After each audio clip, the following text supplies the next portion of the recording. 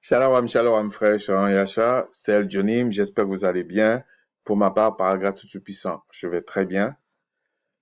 Plaise au Tout-Puissant de garder son peuple, d'émonder son peuple, de sanctifier son peuple,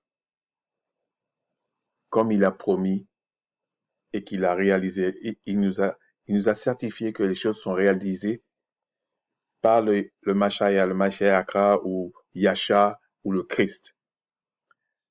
Je pense à ceux qui vont très bien, que le Seigneur vous garde et vous fasse progresser davantage.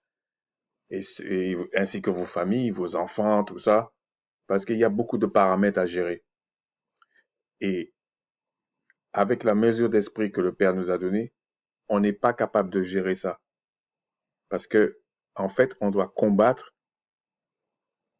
des Elohim, des Malaaka, des anges, des démons, des puissances de ténèbres, des dominations sataniques, des principautés sataniques, des autorités sataniques, de ceux qui pratiquent des choses ignobles qu'on va résumer dans sorcellerie, etc., etc., mais sans tomber dans la paranoïa. Et ceux qui ont encore des difficultés, mais qui sont appelés selon la promesse, plaisent au Tout-Puissant en son Fils, dans ce qu'il a mis dans son Fils. Parce que c'est le Fils qui fait, vous vienne en aide. C'est comme ça, vous savez, vous n'êtes pas des orphelins. Mais vous aussi, restez dans la vérité. Les fables, là, les trucs comme ça sert à rien du tout. Donc aujourd'hui, on va continuer euh, euh, je sais même pas comment j'avais mis ça. Je pense que c'est le Christ et les prophéties. Le Christ et les prophéties. C'est une vidéo assez importante. Bien sûr, j'ai constaté que, bon, je me plains pas de ça, hein. J'ai constaté que la vérité ne plaît pas aux gens. En tout cas, la vérité mélangée à une honnêteté, ça n'intéresse pas les gens. Sauf, je le crois sincèrement, ceux que le Père a dit qu'il va chercher lui-même. Il va ramener lui-même à lui. Et c'est parole contre parole, on est d'accord. Mais ceux qui sont honnêtes, qui écoutent ce que nous disons, le Père va confirmer ou va infirmer ça au nom de son Fils, le Christ. Donc, c'est pour ça, ça sert à rien de les querelles de clocher, je m'en fiche complètement de ça. Par contre, ça me fait rire quand je vois des gens venir avec des dogmes et des fables, et puis ils ont l'impression on ne les voit pas. Mais si, on peut ne pas être d'accord sur quelque chose, mais au moins démontrer les choses. Ne prenez pas un mot dans différents contextes, ça ne veut pas dire forcément la même chose. Ça ne veut pas dire ça. Donc, il faut grandir aussi. Mais aussi, il y a aussi la volonté du Père, car rien ne lui échappe en fait. Même les malheurs, c'est lui qui en est l'auteur. Amos 3,6. Allez regarder ça. Vous les chrétiens qui aimez qu'on cite les versets là, allez voir ça. Même si vous le mettez pas, même si vous lisez tout Amos, vous allez comprendre. Ça veut dire que même les mauvaises choses là, c'est lui qui maîtrise ça. Donc les gens qui disent ouais, si le Créateur existait, pourquoi il y a autant de malheurs sur la terre? Mais c'est lui qui fait ça. Ça va vous choquer, c'est lui qui fait ça. Vous croyez quoi? Qu'on allait faire n'importe quoi dans sa création et puis il n'avait pas jugé? Mais il juge tout le temps, tous les jours.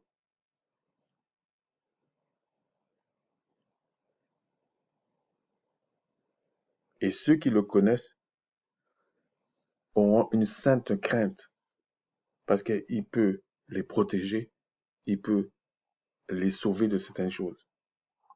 Mais l'insensé là, lui, il veut même pas qu'ils comprennent. Parce que lui, c'est une excuse pour lui pour frapper.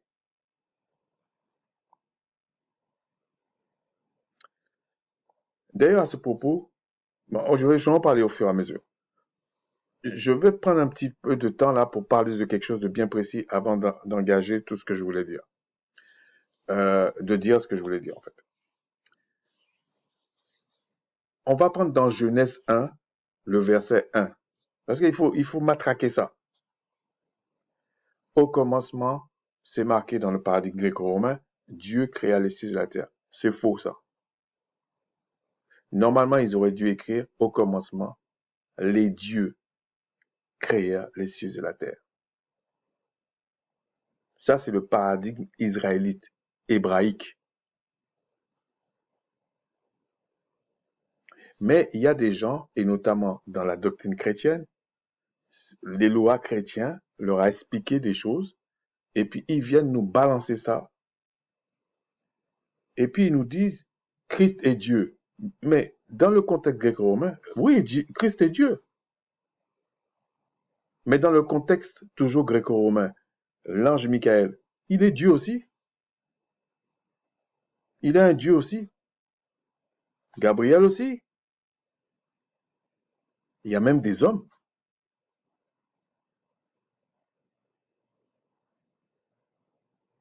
Donc c'est pas, c'est pas une information ça. Mais ça n'explique pas les choses pieuses, les choses qui sont dans le Tout-Puissant et qui révèlent à ses enfants. Ça n'explique pas ça. Le diable aussi est un Dieu.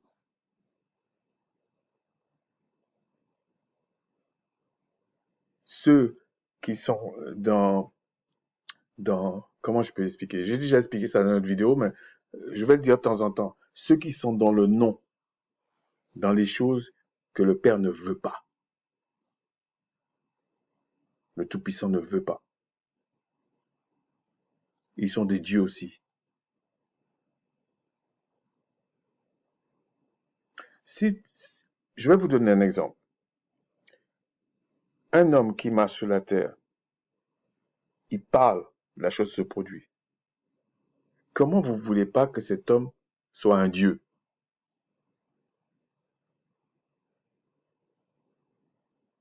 On a même fait ça sur la voix. La voix.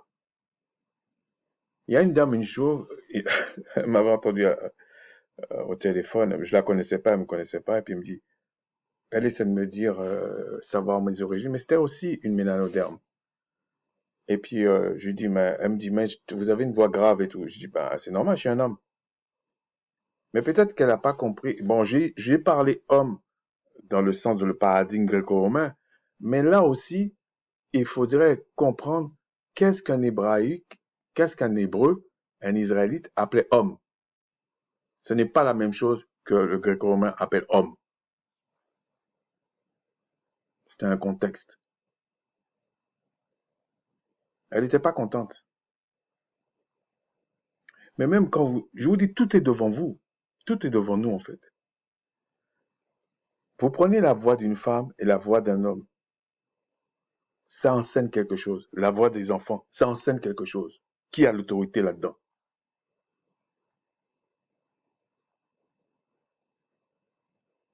C'est pour ça qu'on vous dit, les célestes, quand ils parlaient là, ça fait comme, comme la voix d'une multitude.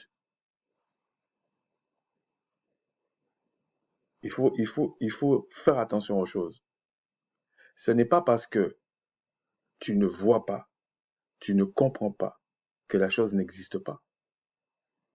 Après, il ne faut pas tomber dans du délire non plus. Je parle des choses qui sont devant toi, que tu penses comprendre, mais tu ne comprends pas.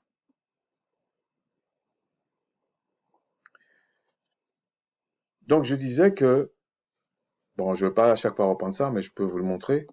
Si vous allez en hébreu, donc dans le paradigme, on vous dit Allaha Yama, si on prononce les lettres. Elohim, si vous voulez. C'est un pluriel.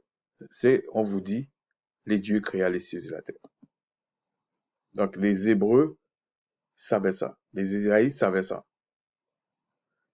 Parce que le contexte même, si vous voulez, Oui, le contexte même de parler de Dieu, c'est de rabaisser le Tout-Puissant, de l'appeler Dieu. Il est au-delà de ça, si on veut parler clairement.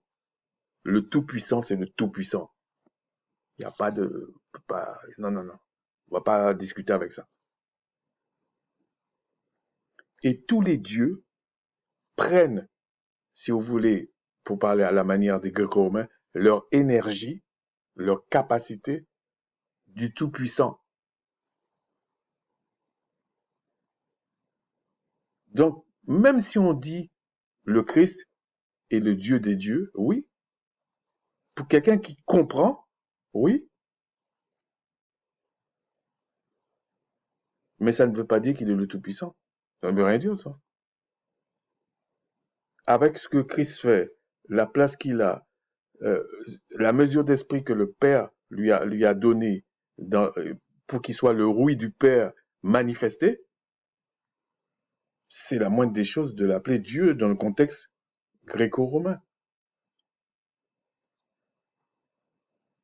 Mais on va en parler de ça une autre fois parce que c'est pas l'objet. Je voulais simplement dresser ce tableau-là pour faire comprendre que on parle dans un contexte.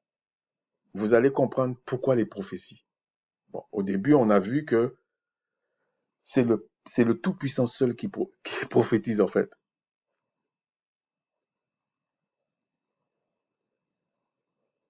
Les autres imitent.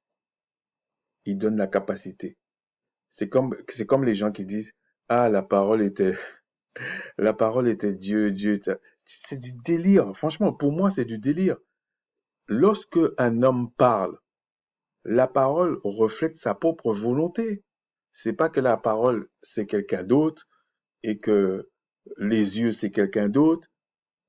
C'est du n'importe quoi de penser comme ça. C'est ça le problème avec, notamment les chrétiens, c'est qu'ils croient en ces fables-là. Vous savez pourquoi ils croient ça? Parce que leur vie n'est pas en règle avec le Tout-Puissant, en fait. C'est qu'ils connaissent pas. Mais ils savent pas que tu sois dans le oui du Père ou dans le non du Père, il y aura des miracles des deux côtés. La preuve, on vous dit que le diable, si c'était possible, il va me chercher à séduire les élus. Bien sûr, par la grâce du puissant, il n'arrivera pas en fait. Mais si on vous dit ça, c'est qu'il a le pouvoir de faire des miracles. Alors quand on dit des faux miracles, un faux miracle pourra, peut pas séduire quelqu'un. Ce qui est faux est faux. Les gens vont voir tac, tac. Mais quand on dit un faux miracle, c'est que c'est quelque chose qui est là, qui est vraiment comme un miracle, mais qui n'est pas dans le oui du Père. Donc on appelle ça faux miracle. Mais il va faire quand même des choses extraordinaires. Hein. C'est pas, c'est pas comme les illusionnistes là. C'est-à-dire qu'ils ont des trucs, et ils t'appellent la magie, mais c'est des trucs qu'ils ont. Et les gens qui travaillent avec lui, ou les gens qui sont de mèche le savent. C'est comme de la triche. Mais là, ce ne sera pas de la triche, là.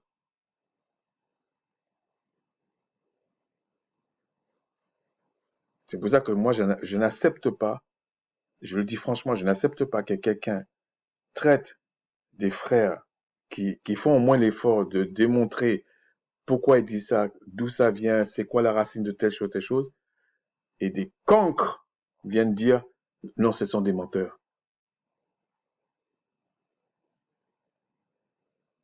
Il faut se méfier, hein. Le temps est arrivé, là, depuis 2000 ans, si on prend ce qu'on dit là, peut-être c'est 2100, peut-être c'est peut-être c'est je sais pas, mais on va dire en gros 2000 ans.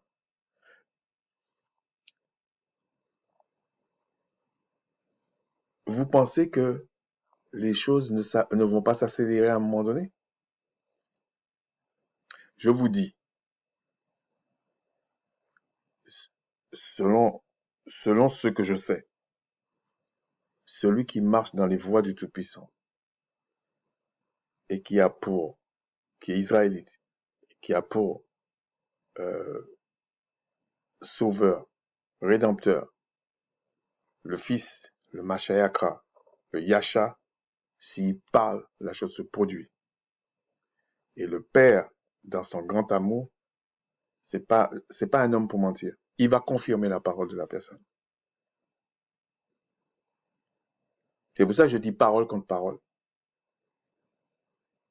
Et prenez-le comme vous voulez, j'en ai absolument rien à faire. Je trouve que quand quelqu'un invente des choses ou dit des choses d'après des sensations, c'est se moquer de la vérité.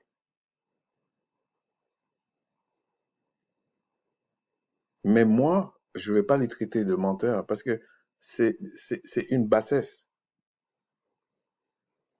La vérité s'accomplira quoi qu'on dise. Quoi qu'on dise.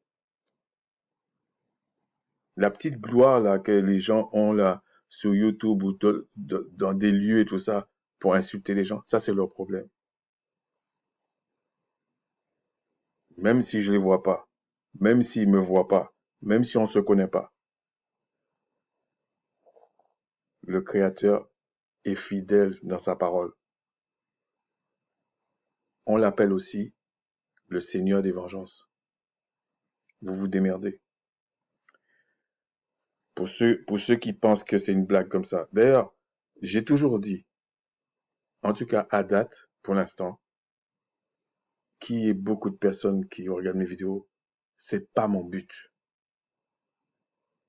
Mais je sais que ceux qui regardent, qui comprennent, leur vie doit changer. Par la grâce de Tout-Puissant, oui. Je sais en qui j'ai cru. Voilà. Mais je la ramène pas tout le temps là-dessus. Ça m'intéresse pas. Bon, ceci étant dit, donc dès le début des livres que nous lisons communément là, on parle des dieux. Mais depuis ce moment-là, on parle aussi de prophétie. Est-ce que c'est eux qui parlaient? Est-ce que c'est les Elohim qui parlaient? Oui. Mais il y avait aussi des hommes qui parlaient. Mais d'où venaient ces prédictions, ces choses-là? On l'a vu dans le premier, que ça vient du Tout-Puissant en fait. Même le Fils, même si quand vous prenez Apocalypse, je vais pas aller là-dedans, tire les choses de son Père. D'ailleurs, il le dit plusieurs fois, et on va voir pourquoi il y avait des prophéties en fait. D'où venaient ces prophéties, à part le fait de dire que ça vient du Tout-Puissant? Sachez que le Père a tout légué dans le oui à son Fils. C'est comme quelqu'un qui a bâti une entreprise et puis il a mis son fils directeur.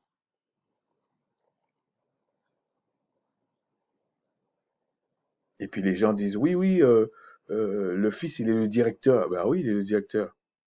Mais celui qui a bâti l'entreprise, qui a financé et que c'est à lui en fait. Vous pouvez pas l'appeler directeur. Il est au-delà de la direction d'une entreprise. Qui vous a dit qu'il n'en a pas plusieurs d'entreprises?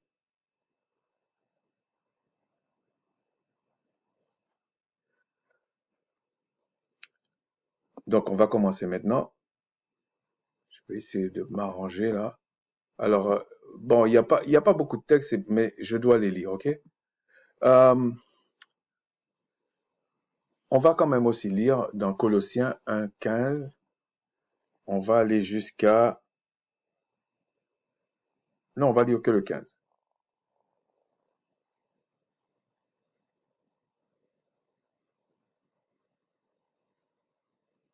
Je comprends pas ce que... Ah oui, on va lire 15 et 16. Il est l'image du Tout-Puissant invisible, le premier-né de toute la création. Car en lui a été créé toutes les choses qui sont dans les cieux et sur la terre, les visibles et les invisibles, les trônes, les dignités, les dominations, les autorités. Tout a été créé par lui et pour lui. Il faut il faut pas interpréter les Écritures. On vous dit qu'il n'y a pas d'interprétation particulière. Le problème qu'il y a, comme on l'a transféré dans un paradigme gréco-romain, ben là, c'est open bar, comme on dit. C'est le délire total. Parce que ce n'est pas eux. Et moi, je comprends pas pourquoi les gens s'obstinent à expliquer les choses des Hébreux, des Israélites, dans un paradigme gréco-romain.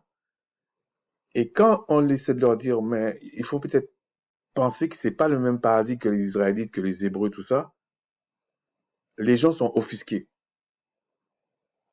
Ça, non, on ne devrait pas être offusqué, c'est le bon sens. Et ils viennent, quand vous laissez leur expliquer ça dans le paradigme hébreu, israélite et tout ça, ils pensent que c'est parce que vous êtes dans trop intellectuel, trop ceci, trop, vous êtes, vous êtes à côté de la plaque. Faut arrêter les insultes aussi. Il faut aimer la vérité. Même si tu n'es pas d'accord, quelqu'un qui a du bon sens va dire non, celui qui essaie de comprendre les choses dans le paradigme de celui qui a transmis les choses, qui a dit les choses, ben, c'est peut-être lui qui explique le mieux. Il sait de quoi il parle. Mais l'autre qui a recopié ou qui a volé, pourquoi vous lui donnez plus de crédit que celui-même qui a écrit la chose? Ça n'a pas de sens. Et on vous dit, il est avant toute chose et toute chose subsiste en lui.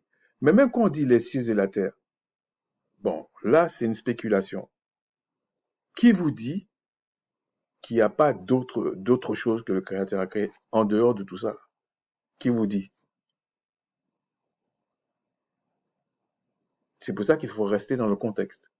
On nous parle des cieux de la terre, les autres choses là, on ne sait pas. En tout cas, moi, je ne sais pas.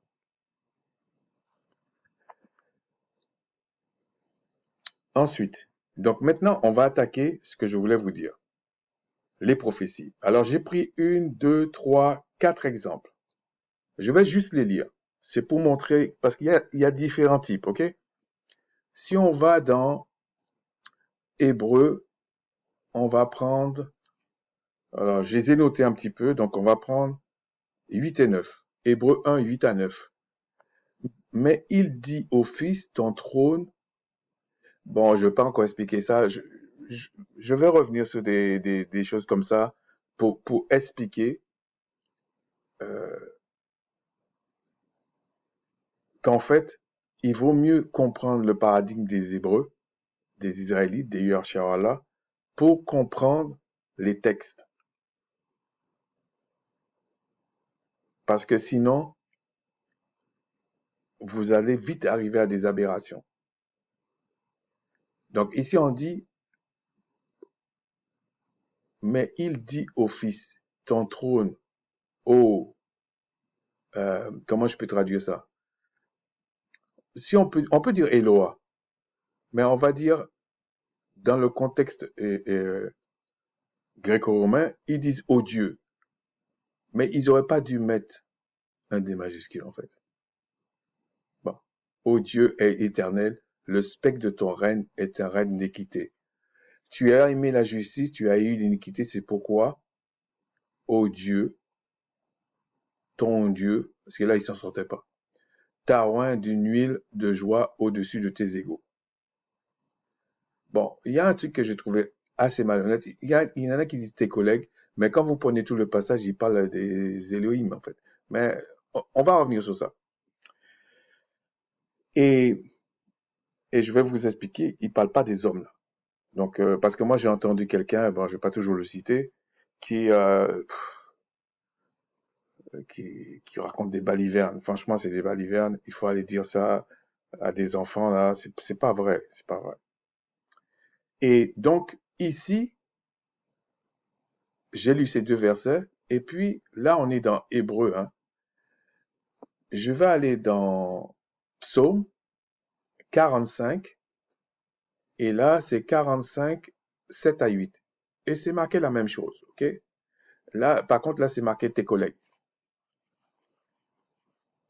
Donc, ils auraient pu dire sur tes égaux. Collègues, c'est ça, c'est tes égaux. C'est ta même, on peut dire ta même essence, ta même catégorie, ta même, etc. Et on peut dire la même chose par rapport au céleste, par rapport au terrestre, tu vois. Si par exemple on dit, par exemple ces collègues-là, ça peut être que des célestes, par exemple. C'est dans ce sens. Ou on peut dire, on peut le prendre à d'autres niveaux, mais ici c'est les célestes et les terrestres. Donc il parlait des célestes. Il parlait pas de terrestres là, donc il parlait pas des hommes. Donc ici, lorsqu'on parle de ça, voyez, et comme c'est les psaumes, beaucoup de psaumes c'est le roi David, mais il y en a d'autres c'est pas le roi David. Mais au moins, ça c'est des hommes, ok? Et pourtant, lorsqu'on lit dans Hébreu, on attribue ça au Christ. Mais pourquoi on fait ça? On va continuer. Pareil ici, on va dans Hébreu 10 et 11. Et encore, toi Seigneur, tu as au commencement fondé la terre, et les cieux sont l'ouvrage de tes mains. Ils périront, mais tu subsistes, et vieilliront tous comme un vêtement. On va aller toujours dans Psaume, et là on va prendre le Psaume 25 à 28. Je dis ça c'est sûr c'est Elohim. Mon Seigneur, ne m'enlève pas au milieu de mes jours, toi, dont les années durent éternellement. Tu as anciennement fondé la terre, et les cieux sont l'ouvrage de tes mains. Ils périront, mais tu subsisteras. Ils s'useront tous comme un vêtement. Tu les changeras comme un habit, et ils seront changés. Donc là aussi, c'est un homme qui parle. Mais c'est repris dans Hébreu, et c'est quand même attribué au Christ. Mais pourquoi? On va continuer. Là, on va dans Actes, et on prend 34-35. Acte 2, 34-35. Car David n'est pas monté au ciel, mais il dit lui-même, le Seigneur a dit à mon Seigneur, assieds-toi à ma droite, jusqu'à ce que je fasse de tes ennemis ton marchepied. Et on va aller dans Psaume 110, et voilà, on va prendre le verset 1 de David, Psaume, parole du Tout-Puissant, à mon Seigneur, assieds-toi à ma droite jusqu'à ce que je fasse de tes ennemis ton marchepied. Pourtant, on dit que c'est attribué au Christ. C'est des choses du Christ. On va faire encore un dernier. On va aller dans 2 Corinthiens 11, 2. Là, c'est parce que j'avais vu une vidéo de Armando. Il paraît qu'il est docteur. Docteur de quoi, je sais pas, parce que ceux que je connais, c'est les docteurs de la loi. De la parole, mais de la loi. Et apparemment, j'ai l'impression qu'il s'en fout un peu, donc je sais pas docteur de quoi il est. Mais, bon, c'était un petit moment, c'était pour le tacler un petit peu. Hein. Ben, on va lire le verset 2. Parce qu'il a pris ces versets et il a dit, ah, mais ça veut dire que Christ est le créateur. Mais même là, les Elohim qui ont dans Genèse 1.1, ce sont des créateurs. Mais ils sont pas le Tout-Puissant. Celui qui a initié les choses. Non, ils sont pas. Donc, bon. Ça, c'est le travail des docteurs, ça. Docteurs, des gens versés dans les Écritures, des gens qui sont remplis de l'esprit. Ça, c'est du petit lait pour eux. Mais bon. Car je suis jaloux, verset 2, d'une jalousie du Tout-Puissant, parce que je vous ai fiancé à un seul époux, pour vous présenter à Christ comme une vierge pure. Bon, il a pris ça, et bon, celui-là, j'ai rajouté, mais la vidéo, j'ai pas fait en fonction de ça. Hein. J'avais déjà prévu ça. Je l'ai rajouté parce que c'est un exemple aussi de prophétie. Donc, Ésaïe 54, 5, car ton créateur est ton époux. Et là, il dit, ah, ça veut dire créateur, hop, hop, hop, hop. Voilà, c'est ça. L'Éternel des armées est son nom, et ton Rédempteur est le Saint d'Israël. Euh, il se nomme le Seigneur de toute la terre.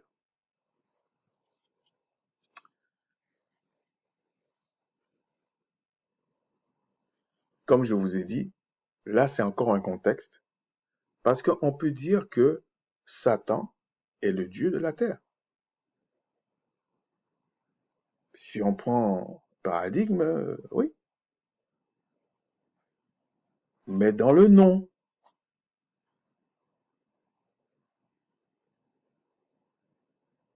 puisque Christ dit lui-même que la terre, c'est pas son royaume.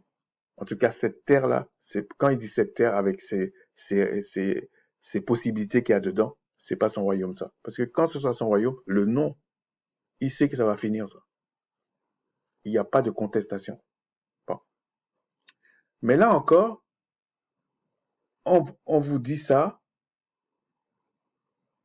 dans la Nouvelle Alliance et dans l'Ancienne Alliance. Mais là, c'est pareil, c'est toujours un homme qui parle. C'est comme un prophète qui parle, mais il dit des choses. Okay? Là, c'est Isaïe qui parle. Donc, on voit des hommes qui parlent, en fait, et on vous dit que c'est quand même attribué à Christ. On comprend pas. Alors, comme les Écritures sont bien faites, on va aller dans 1 Pierre 10 à 11 et on va comprendre pourquoi, en fait. Je vais essayer de vous expliquer quelque chose, ok? Donc, quand vous allez dans 1 Pierre 10 à 11, ouais, 10 à 11, ça suffit. Les prophètes qui ont prophétisé touchant la grâce qui vous était réservée ont fait de ce sujet l'objet de leur recherche et de leur investigation. Voilà ce qu'il est dit. Voulant sonder l'époque et les circonstances marquées par l'Esprit de Christ qui était en eux et qui attestait d'avance les souffrances de Christ et la gloire dont elles seraient suivies. En fait, on aurait pu dire les choses comme ça. Voulant sonder l'époque et les circonstances marquées par la mesure d'esprit que le Tout-Puissant avait mis en Christ, qui était en eux. Mais ce n'était pas tout l'esprit de Christ qui était en eux. C'est Christ qui leur donnait à des moments précis des choses. Et qui attestait d'avance des souffrances de Christ. On vous dit que c'est les prophètes déjà. On n'a pas tous les livres, c'est évident. Et la gloire dont elles seraient suivies.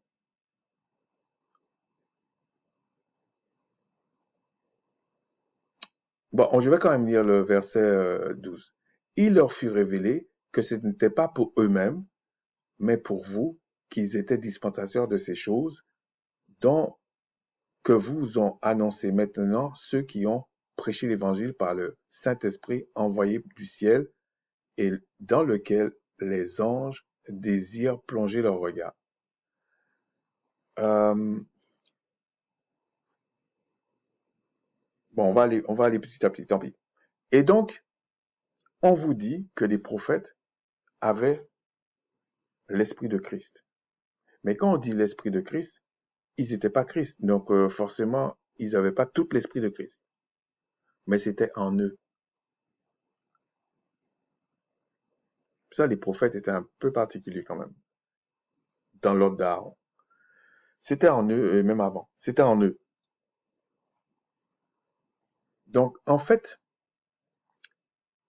souvenez-vous, je vous ai dit, Christ, c'est le oui du Père. Le oui domine le non. C'est pour ça qu'on dit le Tout-Puissant est bon. C'est pas parce que, c'est pas pour autant qu'il ne peut pas manifester le non comme il a fait. Il l'a fait. Mais je vais vous expliquer ça dans d'autres vidéos. dans les Écritures, pourquoi tel parlait comme ça, pourquoi tel parlait comme ça. Parce que eux, ils avaient compris ça. Pour les gens qui pensent que les gens après le Christ, ils comprenaient tellement de choses, les autres comprenaient rien, ou l'inverse, hein. Déjà, quand tu parles comme ça, c'est qu'il y a une prétention inutile. Et ça affiche souvent ta méconnaissance de la chose. Et donc, ici, souvenez-vous des exemples que je vous ai pris de prophéties qu'on attribue au Christ. Mais c'est évident. Ces prophètes, ils avaient l'esprit de Christ en eux. Donc, Christ, parfois, leur partageait certaines choses. Et il parlait, en fait. Il parlait. Mais les choses que Christ partageait avec eux, c'est le Père qui avait mis ça en Christ, qui lui a donné ça l'héritier, ça l'héritage. On va en parler de ça une autre fois aussi, si le Tout-Puissant le permet. On va juste effleurer ça là.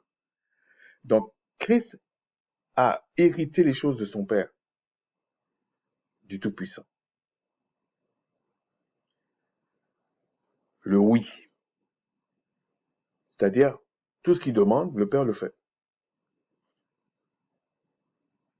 C'est pour ça que certains pensent que le Tout-Puissant, c'est une source d'énergie, et puis il y a des êtres qui utilisent ça comme ça, mais ils sont malades.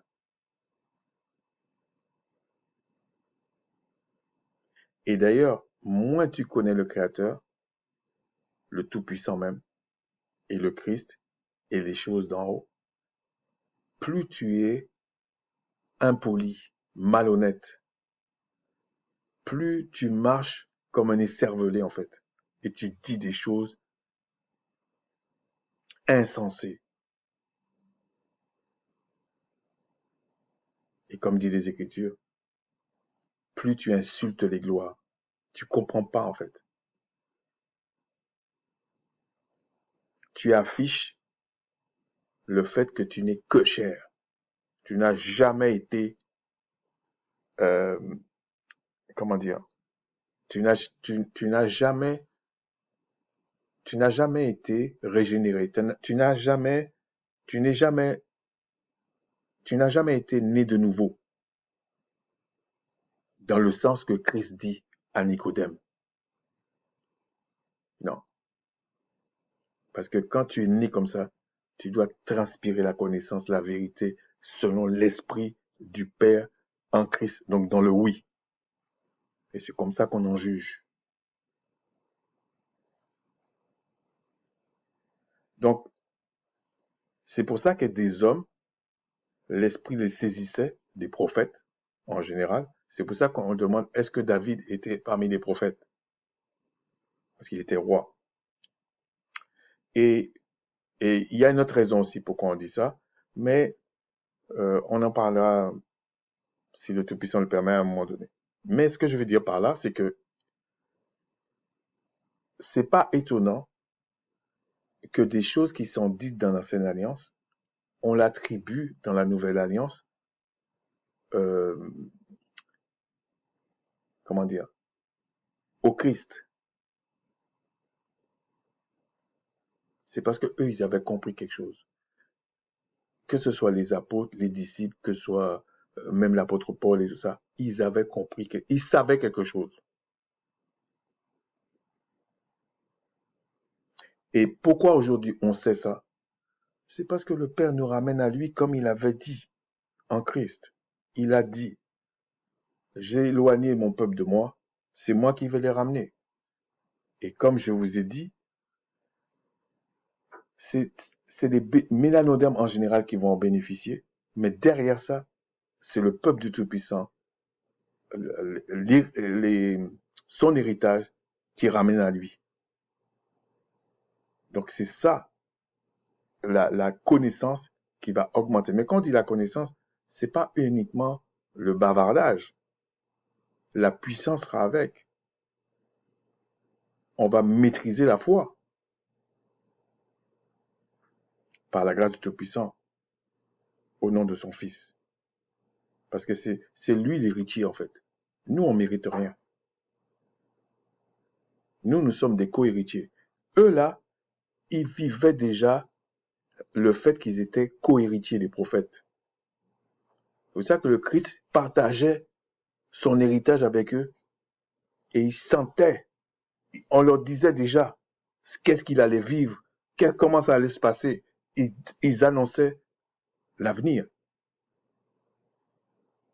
Mais ça, c'est le Père qui a mis ça dans son Fils, qui a révélé ça à son Fils, et le Fils le révèle à qui il veut.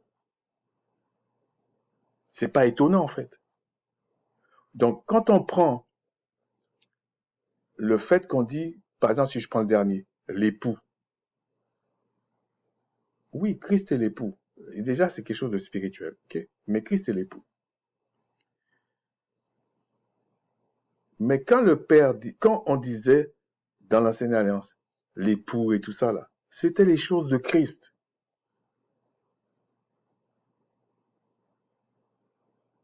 Puisque le Père, le chef d'Israël, le chef des Hébreux et notamment israélites, c'est le Christ. L'Élohim, l'Éloah d'Israël, de Yasharala, c'est le Christ, c'est le Machaya, le Machayaka, si on n'a pas tous les lettres. C'est lui. Pour les Gréco-Romains, il est un Dieu, heureusement. Mais si on va dans le côté du nom, les gens qui pratiquent des sciences occultes, là, comme on dit, ces gens-là, Satan pour eux, c'est un Dieu.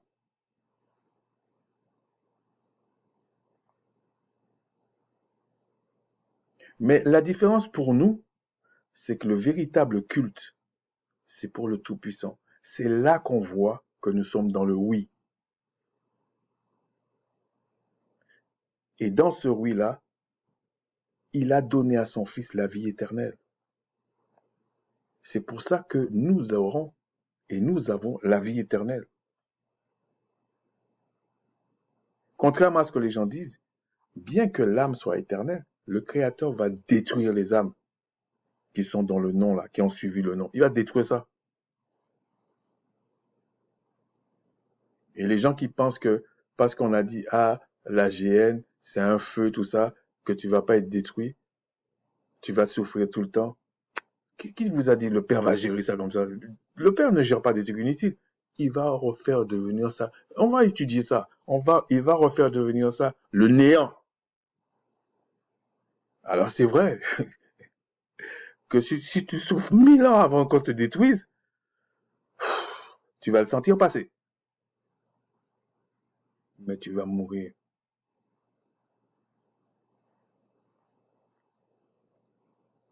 C'est pour ça que même ceux qui sont dans le satanisme très, très élevés là, ils sont effrayés. C'est pas que la souffrance. C'est qu'ils auront la souffrance et le néant. Et on va utiliser pour faire autre chose. Maintenant, on va aller voir dans 2 Corinthiens et on va lire de 18 à 22. Après, j'ai encore 2, 3 textes, c'est tout. Hein. Je pense que j'ai même pas autant. Je vais essayer d'aller vite. Donc ici, j'ai dit 18 à 21, 22. 22. Ce qui m'intéresse, c'est le verset 18. Mais on va le lire. Aussi vrai que le Tout-Puissant est fidèle, la parole que nous vous avons adressée n'a pas été oui et non. Écoutez bien, pour les gens qui pensent que les textes qu'on attribue à l'apôtre Paul, excusez-moi du terme, c'est de la merde. C'est une insulte. Et moi, si j'étais à leur place, je me repentirais. Parce que c'est scandaleux de dire, dis tu n'es pas d'accord, tu comprends pas. Voilà, c'est correct. Mais condamner, c'est pas pareil. Vous savez que les apôtres, on va revoir ça petit à petit, si le Tout-Puissant le permet. Les apôtres, vous savez, sur la terre, ils étaient comme des dieux. Comment tu passes quelque part, la personne te dit, t'es né, t'es infirme, tu sais pas marcher, la personne te dit, lève-toi et marche. Et bam, t'as plus rien. Mais c'est ça les dieux, dans le sens gréco-romain.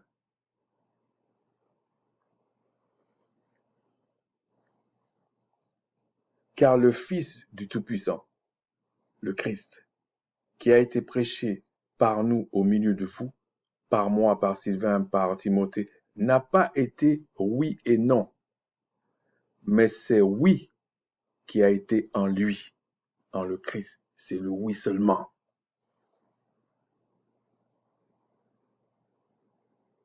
C'est pour ça que le Christ, lui, il a été jusqu'au bout.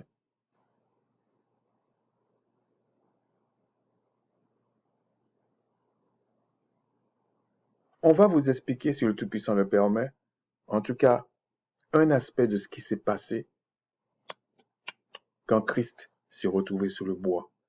Qui l'a tué en fait? Comment ça marche?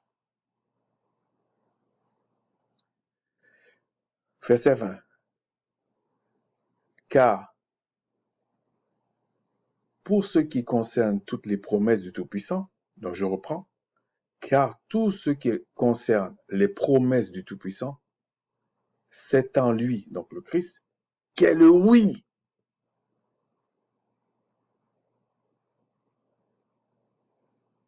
C'est pourquoi encore l'Amen, le ainsi soit-il, par lui est prononcé par nous à la gloire du Tout-Puissant. Vous vous rendez compte le pouvoir, ce que c'est? Vous croyez que il suffit de répéter des versets, des trucs comme ça, et puis ça va se produire. Vous êtes des malades.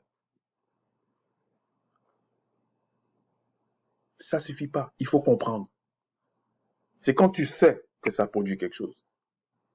Et Christ l'a dit. Il faut que ça tombe dans la bonne semence, la bonne terre. Mais il faut que tu comprennes.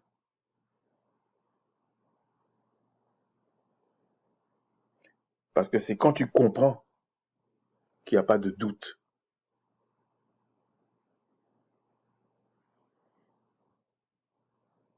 Le Amen là, ou l'ainsi soit-il, c'est ça qui scelle la chose.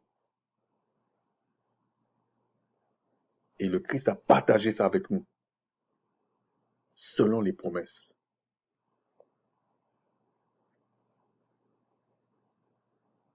C'est pour ça que Christ dit, tout ce que je demande au Père, il me le donne.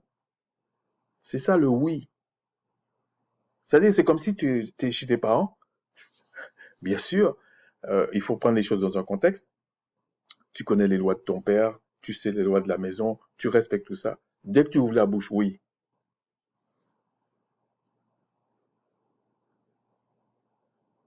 Vous croyez que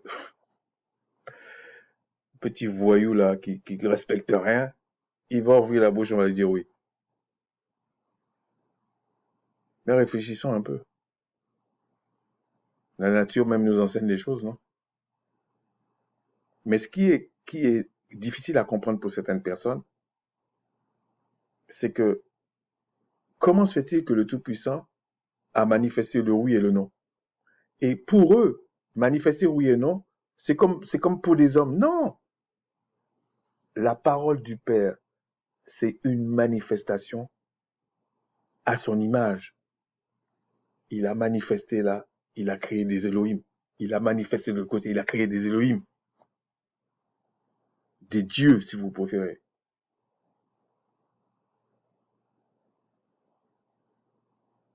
Sa parole même.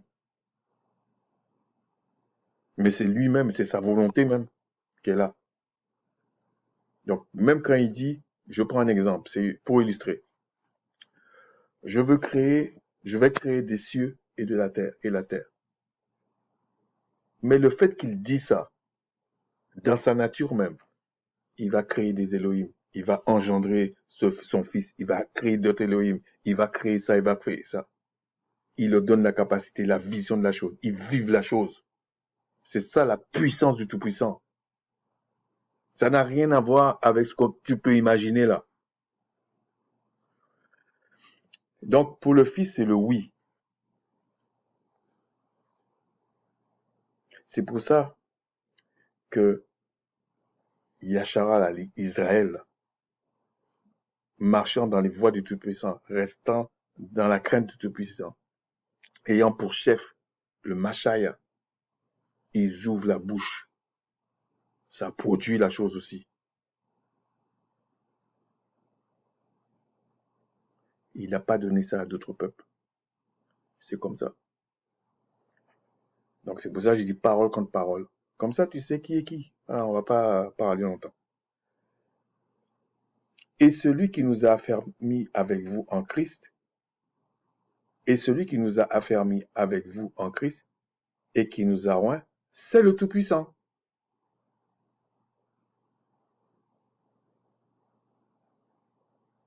C'est lui. Même quand Christ a envoyé les disciples, il les a bénis, il a envoyé les disciples, c'est le Père qui a donné ça à son Fils, au Christ, pour faire ça.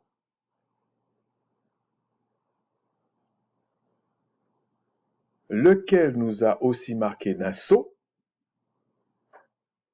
Et si le Tout-Puissant est pour nous, qui sera contre nous? Vous comprenez pourquoi on dit ça? Et a mis dans nos cœurs les arts de l'esprit, lui-même, mais dans le oui. Donc le non, il ne peut pas résister. Je vous dis, si on prend la hiérarchie là, le diable là, c'est un chérubin. C'est pas un archange. C'est pas un ange de présence. C'est pas tout ça là. Déjà, ceux-là sont plus forts que lui. Donc si le Christ vient là, c'est comme s'il va se salir les mains pour rien. Mais ils le font toujours avec le respect parce que eux, ils comprennent ce qui se passe. Personne ne s'insulte. Personne ne s'injure. Parce qu'ils savent que tout, c'est le Tout-Puissant.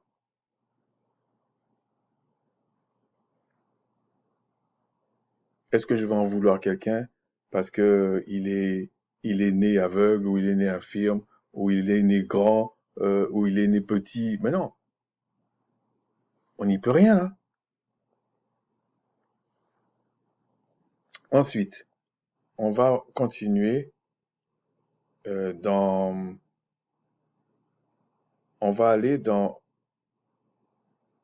Jean 16. Bon, ça, vous connaissez un peu plus. Jean 16, de 12, je vais vous dire quel verset, 12 à 16. J'ai encore beaucoup de choses à vous dire. C'est le Christ qui parle. J'ai encore beaucoup de choses à vous dire, mais vous ne pouvez pas les porter maintenant.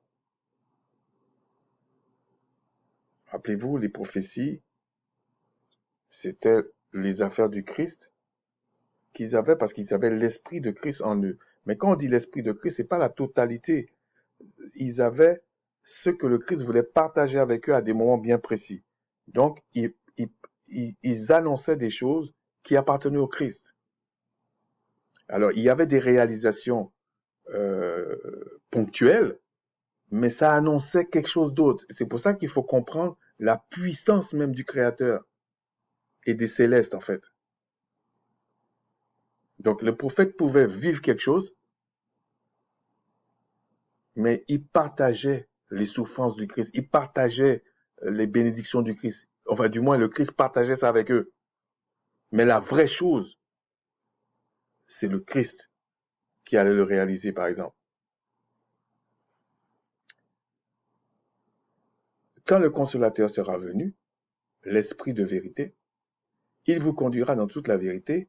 Il ne parlera pas de lui-même, mais il dira tout ce qu'il aura entendu et il vous annoncera les choses à venir. Exactement ce qui se passait déjà dans ce qu'on appelle l'ancienne alliance, ok? Il me glorifiera parce qu'il prendra de ce qui est à moi et vous l'annoncera.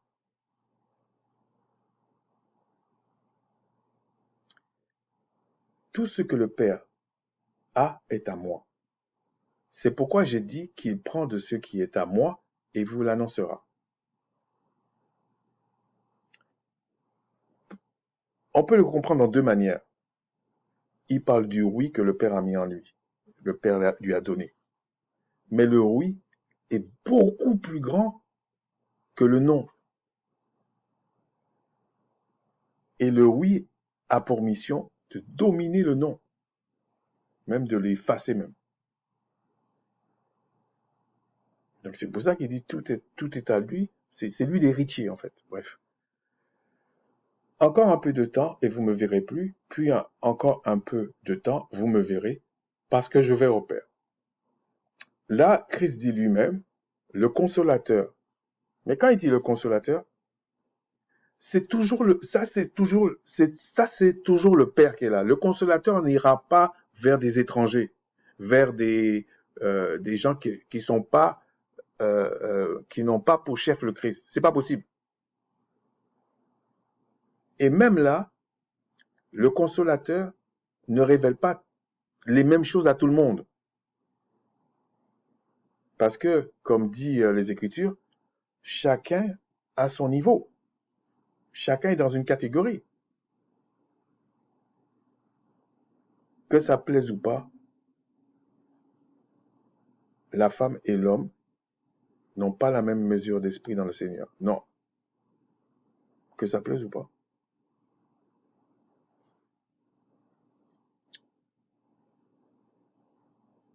C'est comme si certaines choses sont voilées pour elle. C'est pour ça le voile, par exemple.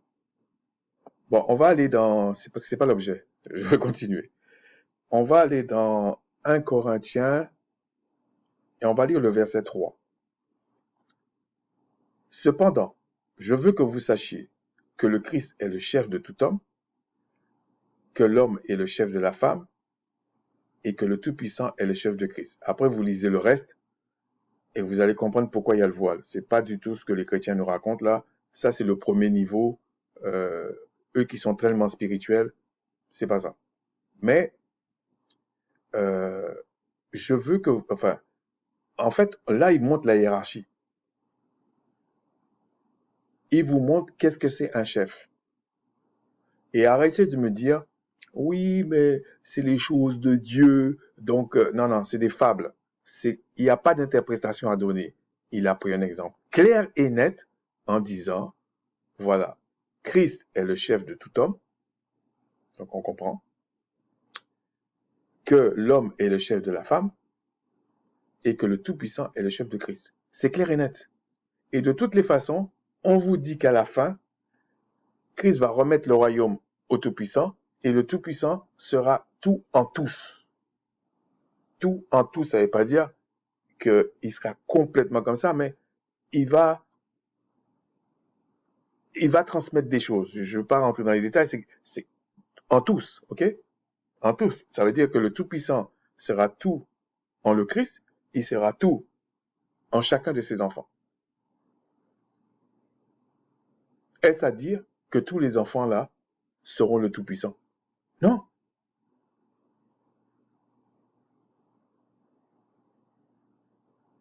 Donc arrêtez avec vos histoires, le créateur en plusieurs personnes. Machin. Non, arrêtez ça. En tout cas, pour ceux qui... Vous savez, le Tout-Puissant utilise toujours les choses insignifiantes apparemment pour les gens là, mais c'est comme ça qu'il présente sa puissance. Et je suis convaincu et je sais, arrêtez de croire que le Créateur court après les gens comme on essaie de vous faire comprendre là. Non, il a déjà dit, les choses sont déjà scellées. Il va faire ce qu'il a dit. Et Christ va faire ce que son Père a dit. Donc voilà. Ensuite, on va finir pour résumer un peu ce que je vous disais. Dans Jean 15, on vous explique. Je suis le vrai cep et mon Père est le vigneron. Tout sarment qui est en moi et qui ne porte pas de fruits, ça veut dire qu'il comprend que dalle, qu'il comprend rien du tout, qui vit dans des films, dans des dogmes, dans des fables, dans le mensonge, il le retranche. C'est Christ lui-même, il veut pas. Et tout sarment qui porte du fruit, il l'émonde afin qu'il porte encore plus de fruits. Les fruits, c'est quoi? C'est la connaissance, c'est vrai. Mais c'est la manifestation de l'Esprit du Père en la personne, au nom de Christ. On va le voir par les guérisons, par des choses qui se passent dans les pays. On parle là, le chef qui est sur tel pays-là, on bloque ça. Le temps, il est là.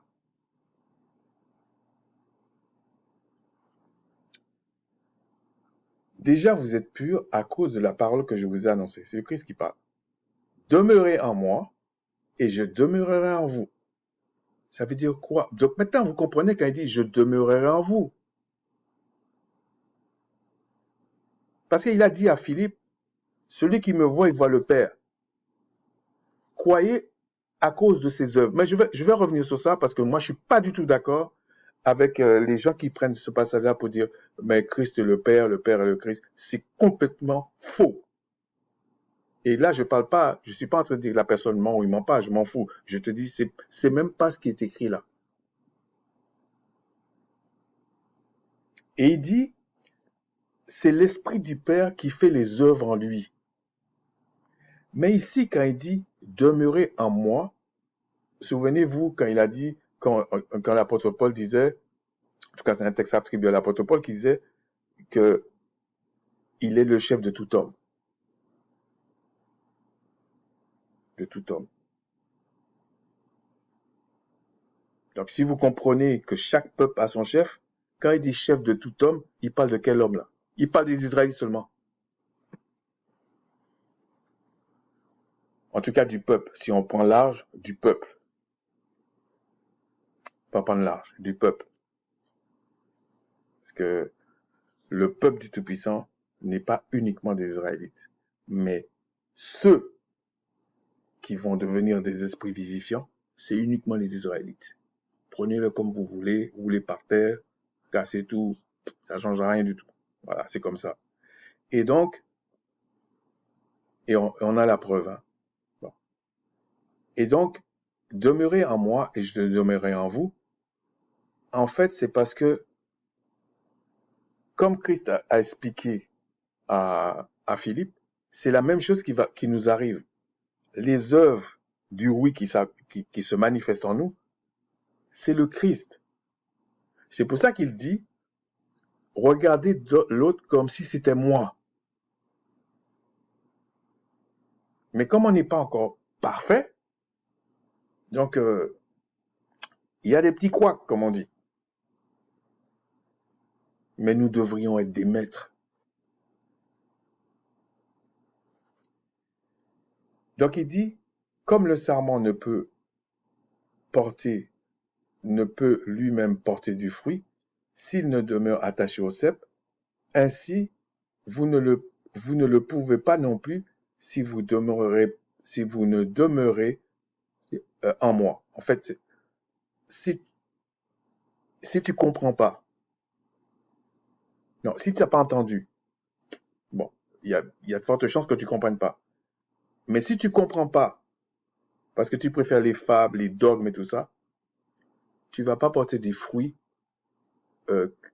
du Christ en fait. C'est faux. Ça veut pas dire que tu n'auras pas des sensations, tu n'auras pas des miracles dans ta vie. Je m'en fous de ça, moi.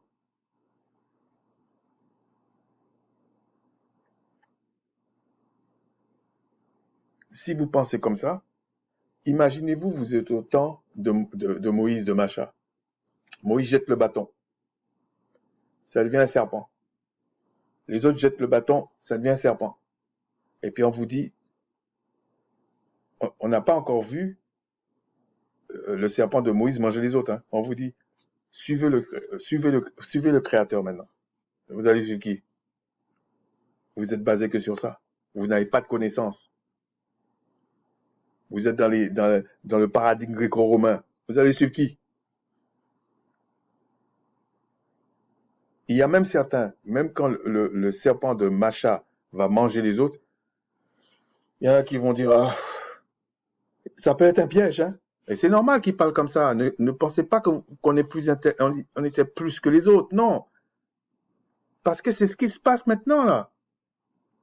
On dit à la personne, on lui démontre, on lui dit le mot c'est comme ça voulait dire ça, en hébreu c'est ça, voilà comment ça se dit, en grec c'est ça, voilà. Le gars il nous sort une fable, il nous sort je sais pas trop quoi, et puis il nous traite de menteurs en plus.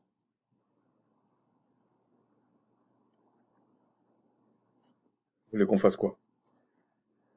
Je suis, verset 3, je suis le sceptre et vous êtes les sarments. Là il est plus clair. Celui qui demeure en moi et en qui je demeure porte beaucoup de fruits. Connaissance, discernement, miracle, tout. Car sans moi, vous ne pouvez rien faire. C'est clair et net. Si quelqu'un ne demeure pas en moi, il est jeté dehors comme le sarment, et il sèche. Puis on ramasse les sarments, on le jette au feu, et il brûle. Bon, quand il dit il brûle là, ça devient la cendre, hein. Ça devient rien du tout. Si vous demeurez en moi, et que mes paroles demeurent en vous, là il précise encore plus. Demandez ce que vous voudrez, et cela vous sera accordé. C'est ce que je vous dis. Si vous portez beaucoup de fruits, c'est ainsi que mon Père sera glorifié et que vous serez mes disciples. Que le Père va se réjouir dans le Fils. Et si le Père se réjouit dans le Fils et le Fils est en vous, le Père se réjouit aussi en vous.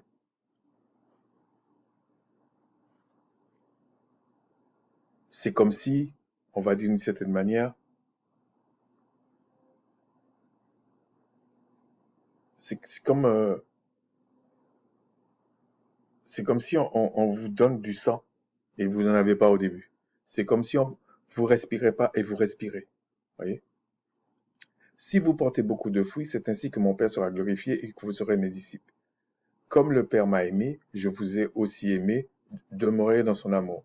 Si vous gardez mes commandements et vous demeurez dans mon amour, de même que j'ai gardé les commandements de mon Père, de même que j'ai gardé les commandements de mon Père, et que je demeure dans son amour, je vous ai dit ces choses afin que ma joie soit en vous et que votre joie soit parfaite. Et donc, c'est pas étonnant. Bon, dans la conclusion, je dirais encore d'autres aspects. On verra ça la prochaine fois si le Tout-Puissant le permet. Ce n'est pas étonnant qu'il y a des passages dans l'Ancienne Alliance qu'on attribue au Christ, pas seulement des choses qui n'étaient pas encore passées, mais qu'on attribue vraiment au Christ. Et les gens qui viennent, qui vous disent, ah non, ils prennent des choses de ce qu'ils appellent la Nouvelle Alliance, les imposteurs là, et puis ils vous disent, ah, mais c'est faux, parce qu'en fait, ça s'est passé dans l'Ancienne Alliance. Ben oui, ça appartenait au Christ. Tout ce qu'on fait là, admettons, vous priez, vous guérissez quelqu'un, vous parlez, la chose se produit. Vous pensez que vous méritez ça? Vous sentez pas que c'est pas à vous ça? Non. Lorsqu'on fait ça là, c'est Christ qui partage ça avec nous. Lisez, comprenez. Jean 15. Le consolateur, il dit avant, il prendra de ce qui est à moi et il vous l'annoncera. Là, il dit, c'est moi. Vous pouvez rien faire sans moi. Mais il parle de mesure d'esprit, d'onction. Pour ceux qui aiment bien les termes gréco-romains, c'est une mesure d'esprit. C'est une capacité qu'on vous donne. Sur ce, je vous dis, Shalom, plaise au Tout-Puissant de ramener son peuple à lui. De toute façon, j'ai aucun doute au nom du Machaya. Et puis, qu'ils confondent les imposteurs, les menteurs, les faux. Parce que le père, c'est pas un menteur. C'est pas le genre de la maison. Sur ce, je vous dis shalawam